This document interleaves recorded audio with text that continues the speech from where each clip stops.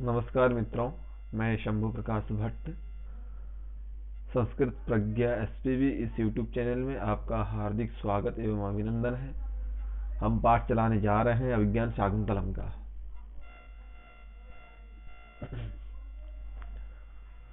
परसों यहाँ तक हो गया था। तदाशु कृत संधानम प्रतिसंहर सहायकम आर्तत्राणाय वह शस्त्रम न प्रहर्तुमनागसी। तत् माने अनौचित्या, तस्मात् कारणात, अनौचित्य होने के कारण, आशु माने जल्दी ही, कृत संधानम जो चढ़ाया हुआ जो बाण है, सहायकम माने बाण है, उसको प्रतिसंवर शीघ्र ही उतार लीजिए, नीचे उतारिए। क्योंकि आर्तत्राण, आर्त की त्राण के लिए, रक्षा के लिए, पालन के लिए, वह माने युष्माकम तुम्हारा ये शस्त्र है। न प्रहर्तुम अनागसी, अनागसी माने निरपराध है, निरपराध को मारने के लिए आपका शस्त्र नहीं है, ये कहा गया था। अब बैखानस ऋषि ने, बैखानस तपस्वी ने ये कहा था राजा को। आगे राजा सब प्रणाम, राजा प्रणाम के सहित, प्रणाम करके ऐसा प्रतिसंभृत एवं, राजा कहता है उतार लिया, राजा आज्ञा का पालन करता है। ऐसा प्रतिसंभृत एवं, मैंने उतार ही लिया। इति यथोक्तम करोति, माने अभी उतारने का अभिनय करता है, उतार लेता है। तो बैखानस सहर्षम, हर्ष के सहित, बैखानस जो तपस्वी है, जो ऋषि है, वो कहते हैं सदृशम एव एतत् पुरुष वंश प्रदीप से भवतः, आप पुरुवंश के प्रदीप हैं। हम गद्य पर ज्यादा ध्यान न दे करके हम पद्य पर ध्यान देंगे, क्योंकि सूक्तियां ज्यादा पूछी जाती हैं, इसीलिए।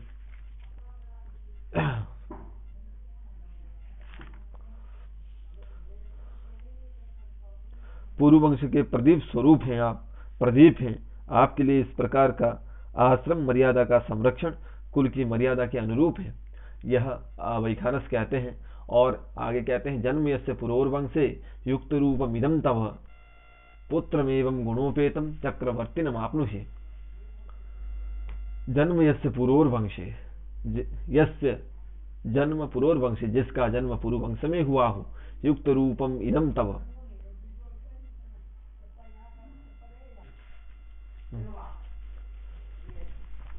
जन्म यस्य पुरोर्वंशे युक्त रूपम इदं तव पुत्रमेवं गुणोपेतम चक्रवर्तिनम आपनुहि। ऋषि वैखानस राजा को कहते हैं यस्य जन्म पुरोर्वंशे, जिसका जन्म पुरु के वंश में हुआ हो, युक्त रूपम इदं तव, उपयुक्त रूप से जो युक्त हो, जो रूप से युक्त हो, पुत्रम एवं गुणोपेतम, इसी प्रकार से, इस गुणों से, जो गुण आप में हैं उन गुणों से युक्त तुम्हारा पुत्र होगा। वह पुत्र चक्रवर्ती होगा। ऐसा गुण से आप में रहने वाले जो गुण हैं, उन गुणों से युक्त चक्रवर्ती पुत्र को आप प्राप्त करेंगे। चक्रवर्तिनम आपनुहि।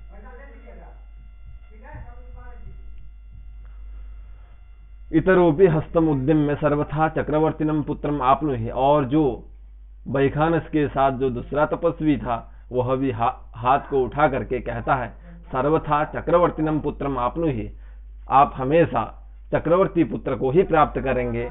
वह तपस्वी भी आशीर्वाद देता है।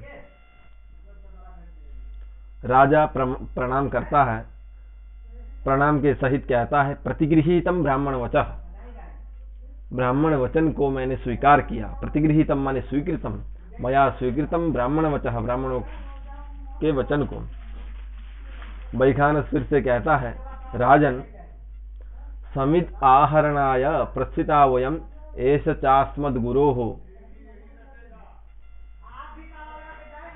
अस्मद्गुरोः कण्वस्य कुलपतेः साधिदैवत एव शकुन्तलया अनुमालिनी तीरम आश्रमो दृश्यते।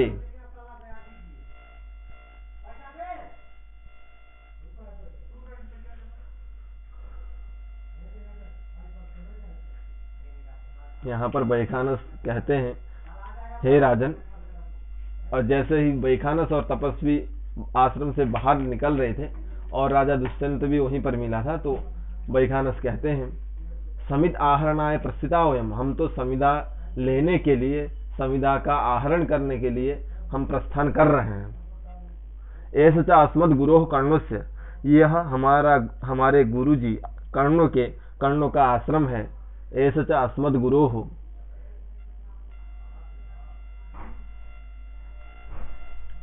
गुरोः कर्ण्वस्य कुलपतेः। कुलपति आश्रम के स्वामी जो कर्ण है हमारे गुरु जी, उनका यह आश्रम है। साधिदैवत एव शकुंतलया।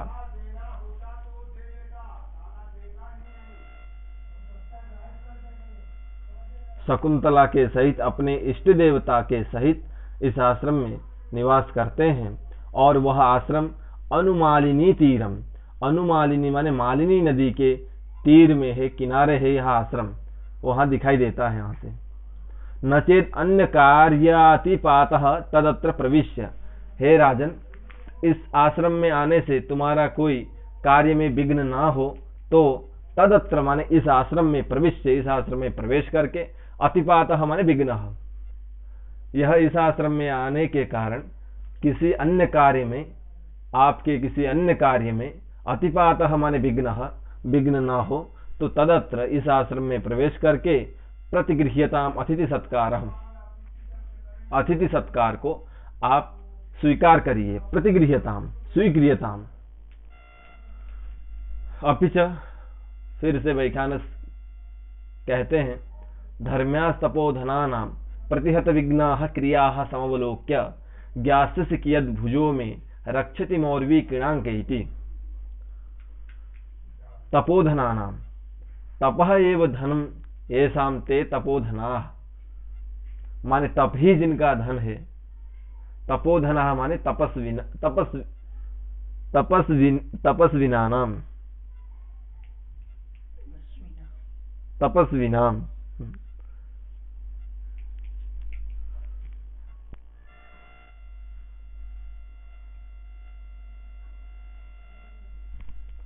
माने तप ही धन है जिसका, ऐसे तपस्वियों का। क्रिया समवलोक्य माने धर्म्याः क्रिया, जो धार्मिक क्रिया है वो क्रिया कैसी है तो प्रतिहत विघ्नाः, प्रतिहत माने निर्विघ्न, प्रतिहत माने जो निर उपसर्ग का जो अर्थ है तदर्थ का ही वाचक यहाँ पर प्रतिहत है। प्रतिहत विघ्नाः माने निर्विघ्न पूर्वक धार्मिक क्रिया को देख करके जो तपोधन है, जो तपस्वी है, उन तपस्वियों की जो धार्मिक क्रिया है वो निर्विघ्न पूर्वक ये धार्मिक क्रिया को देख करके, समवलोक्य माने अच्छी तरह से अवलोकन करके, ज्ञास्यसि आपको ज्ञान होगा, आपको पता होगा कि कियद भुजो में रक्षति, कियद भुजो माने केन प्रकारेण, किस प्रकार से मेरे ये बाहु हैं, मेरी ये भुजाएं हैं, ये किस प्रकार से रक्षा करती हैं। मौर्वी क्रीणांक इति, मौर्वी माने धनुष,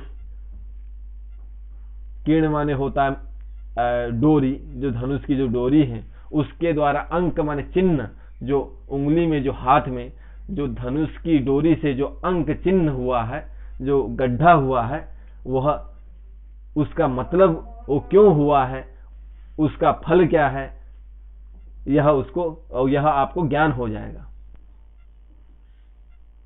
ज्ञास्यसि कियद् भुजो में रक्षति मौर्वी क्रीणांक। राजा कहता है, अपि सन्निहितो अत्र कुलपति ही, तो आश्रम में सन्निहित है क्या कुलपति। कुलपति माने महर्षि कर्ण आश्रम में सन्निहित उपस्थित है, ये पूछता है।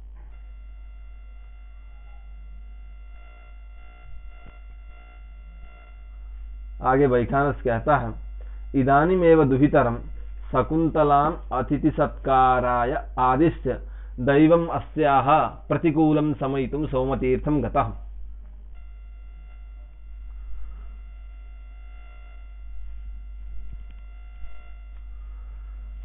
माने इदानीमेव, अभी अभी, मतलब निकट भूत में ही, सन्निकट भूतकाल में ही, दुहितरम शकुंतलाम, शकुंतला को अतिथि सत्कार आदिश्य माने अपना यह अधिकार, उत्तराधिकार सौंप करके, शकुंतला को आदेश करके, अतिथि सत्कार इत्यादि करने के लिए सौंप करके, आदेश दे करके, दैवम माने भाग्यम, भाग्य को, अस्याह शकुंतलायाः, इस शकुंतला का भाग्य प्रतिकूलम प्रतिकूल है, उसका शमन करने के लिए, शांति करने के लिए, माने ग्रह गोचर जो है विपरीत होने के कारण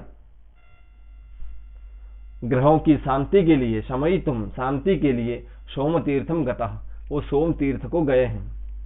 ऐसा वैखानस माने आश्रमस्थ ब्रह्मचारी ऐसा कहता है। राजा कहता है भवतु, माने अच्छा ठीक है। तामेव द्रक्ष्यामि, माने उस शकुंतला को ही देखूंगा।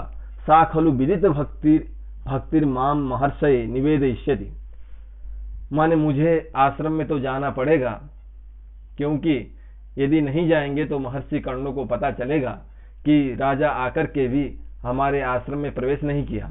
इसीलिए सा खलु विदित भक्तिर माँ, माने वह जो शकुंतला है वो निश्चय ही विदित भक्ति है, विदिता भक्ति ही, यया सा विदित भक्ति ही, माने वह मेरी भक्ति को, मेरी आस्था को, आश्रम के प्रति, महर्षि कर्णों के प्रति मेरी जो आस्था है वह जान जाएगी और महर्षि के सामने वह निवेद स्थिति माने महर्षि को बताएगी। इसीलिए मुझे जाना चाहिए, ऐसा राजा कहता है। तो वैखानसः साधयामः तावत्, तो हम आगे चलते हैं, ये वैखानस कहता है और सशिष्य अपने शिष्य के सहित वो रंगमंच से निष्क्रांत निकल जाता है।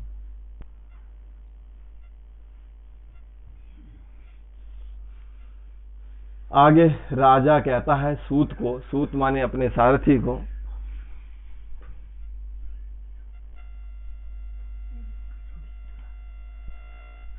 नोदय अश्वान, नोदय मतलब यहाँ अनुद अव्यक्ते शब्दे, यहाँ अनुद धातु से, अनुद अव्यक्ते शब्दे धातु से लोट लकार मध्यम पुरुष एक वचन का है नोदय। नोदय माने हाको, अश्वान माने अश्व को, हाको माने रथ को आगे बढ़ाओ।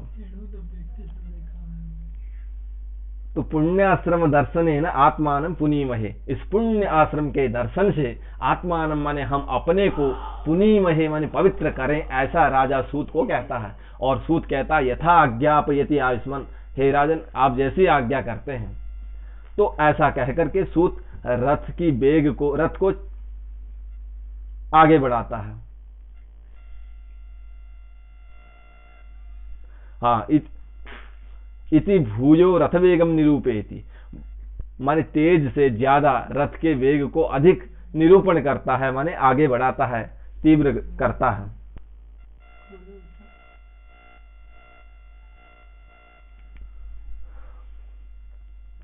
राजा तब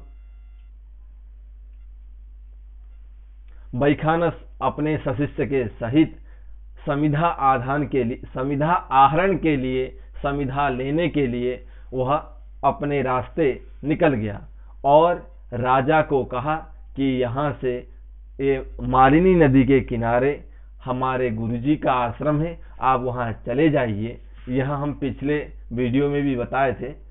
तो सशिष्य के सहित वैखानस चला जाता है और यहाँ राजा आश्रम की ओर आगे बढ़ता है।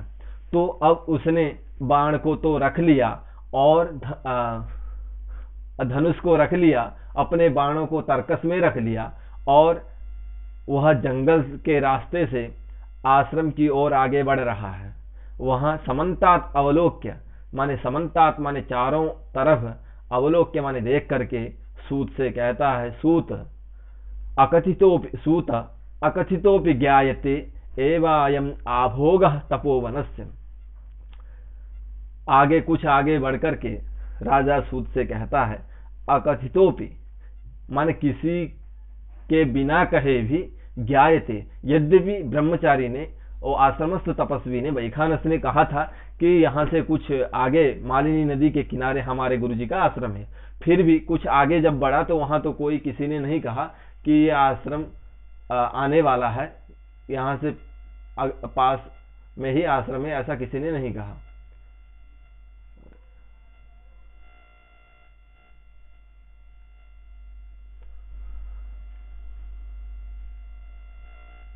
अखजितो भी, किसी ने नहीं कहा, फिर भी ज्ञायते माने पता चल रहा है, ज्ञान हो रहा है कि यही जो आभोग माने सीमा क्षेत्र, आभोग माने ये जो क्षेत्र है ये तपोवन से, ये तपोवन का क्षेत्र है, ऐसा लग रहा है, ऐसा राजा कहता है। सूत कहता है कथम इव, यह कैसे मालूम चल रहा है महाराज, ये कहा सूत ने,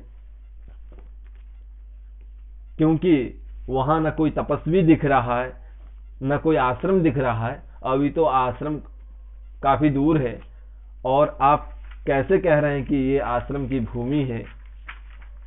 ऐसा आप कैसे कैसे कह रहे हैं? तो ऐसा सूत कहता है। तो राजा आगे कहता है, किम न पश्यति भवान, आपको नहीं दिखाई दे रहा है, आप नहीं देख पा रहे हैं, ऐसा कहता है। और आगे आश्रम का वर्णन राजा दुष्यंत करता है। नीवारः शुककोटरार्भक मुख भ्रष्टास्तरुणामधः प्रस्निग्धः क्वचिदिङ्गुदी फलमिदः शुच्यन्त एवोपलाः।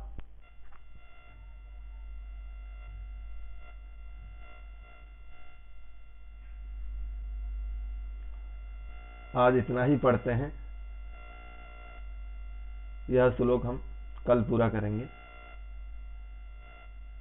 इतना कहते हुए मैं अपनी वाणी को विश्राम देता हूं।